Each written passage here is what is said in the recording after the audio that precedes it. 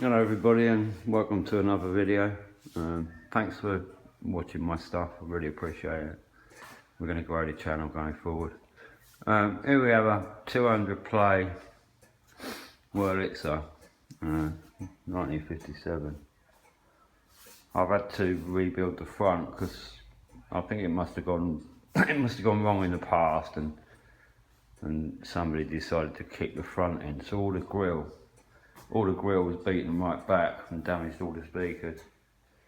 But that is the original grill, but we straightened it out, so with a little bit of panel beating, you know, like we do on the motors, managed to get it back pretty much presentable, really, to be honest. When it come in, it had 1980s records on it, which was a bit ironic, really. Well, 57 Wurlitzer is a bit. So anyway, we changed it back to American Graffiti, all the records from American Graffiti. I expect you guys are familiar with that movie, really good movie. And Christine, you know, about the car. So it's all full of that stuff. But I had the amp sent away to a fella. Well, I took it over to him in Reading. He done guitar amps. He didn't want to work on it, to be honest with you. It's only that I had the service book for it. And he said, I sort of got him round to looking at it for me, and he done it, and it played perfect for 2 years, and no problems at all. Now it's gone down again. I don't know if you guys have ever seen inside one of these things. They're quite interesting. They're proper old school. Electromechanical. I used to restore pinball machines back in the day. I used to buy loads. There was Williams down in Reigate. He used to import them from all over the place, Spain and Italy, and they were lovely machines. They were so clean. And I used to make machines out of, like, I used to buy I bought a whole shed full. I bought about 200 machines off him, and I used to sit there, and because they were electromechanical, you could interchange all the parts, all the ballet machines and Williams machines, and pretty much get them up together and get them playing and sell them. You know, I used to do quite well out of them. It's only now, when we look at it now, that the price of pinball machines has skyrocketed. I could have made myself a rocket of money. But anyway, I'll turn this one on, and you'll see what it does. And then it selects all right. There's no problems with the selecting. There's no problems with it. It's the amp, the usual crack.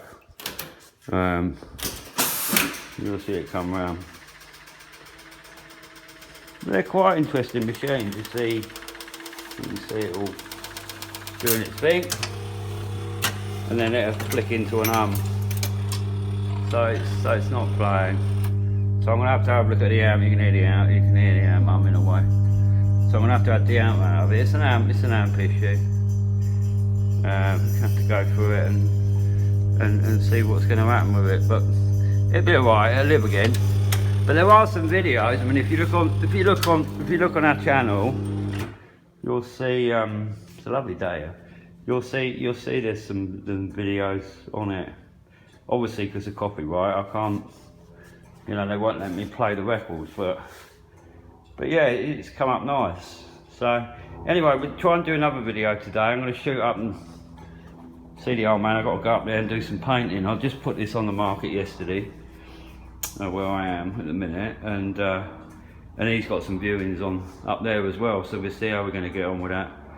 And I want to have a look at that. So we're going to have a look at the XK8 because it's quite a nice day. It's nice and sunny here.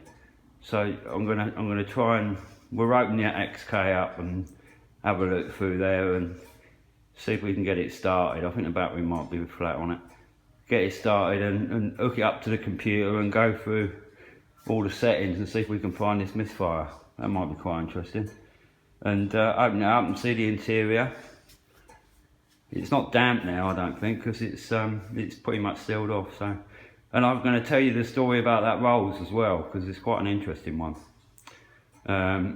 We do a little thing on that hopefully today, and also we're gonna do an interview with the old man, because he was evacuated during the war, he was only about, I think he was only about 6 and that when the Second World War went out, and he's got some interesting tales to tell. I mean, he's built his own houses, he's bought houses and sold them, and we sort of grew up with all that. So I think he's really interesting.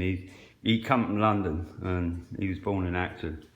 And as far as like the brickwork's concerned of things, you know, we've been bricklaying for, you know, 4 generations. They were all bricklayers. And even my great grandfather, he was former bricklayer for Brunel's Works in London, and worked on the King's Cross to Paddington line in the early mid-18s, I suppose. Anyway, we're going to all that, and if you're interested, I don't want to bore you all, but yeah, I'm trying to make as much interesting content as possible going forward. So we're going to do all sorts of stuff, bricklaying and building work and all sorts of, try and make it as interesting as possible for you anyway. So try and make things as, you know, as across the board, you know, and go out and walks and different places and buildings, and that's what I want to do going forward. So anyway, thanks for your support, and keep watching, and if you can like and subscribe or whatever, if it's a little bit too much for you, then don't bother. But all your support is welcome, and have a lovely day, and it's beautiful out there, and it's nearly the weekend, always remember that. Anyway, ta-ra and take care, bye bye.